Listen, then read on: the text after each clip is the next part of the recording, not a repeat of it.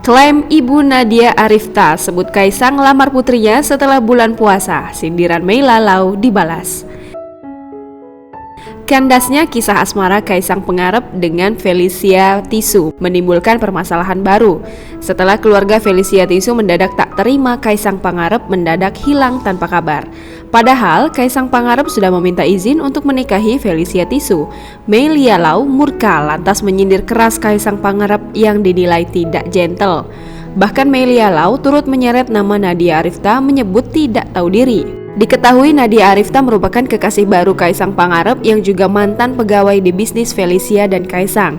Disinilah bak ingin memanasi keluarga Felicia Tisu.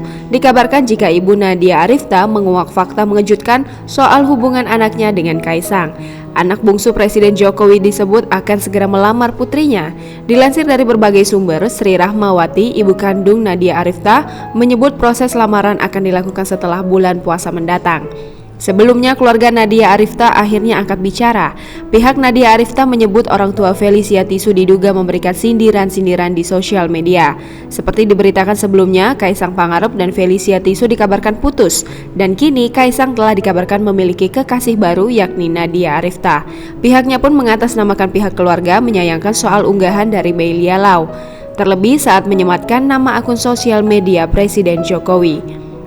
Menurut Firdaus, orang tua Felicia Tisu ini merasa dirinya majikan lantaran menyebut Nadia beberapa kali dengan sebutan karyawan. Hal tersebut pun diungkap Firdaus tidak ada kaitannya antara Nadia dan Felicia lantaran Nadia bekerja di perusahaan Kaisang Pangarep. Diberitakan sebelumnya, Ibu Felicia Tisu, Mei Lalau mengungkapkan kekecewaannya terhadap Kaisang Pangarep dan dirinya pun menyindir Kaisang melalui akun Instagram pribadinya @melia_lau pada Sabtu 6 Maret 2021.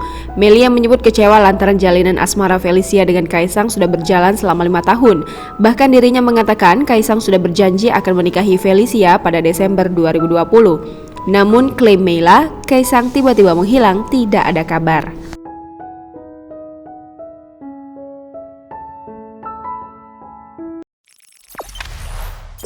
Jangan lupa subscribe, share, komen, dan like ya.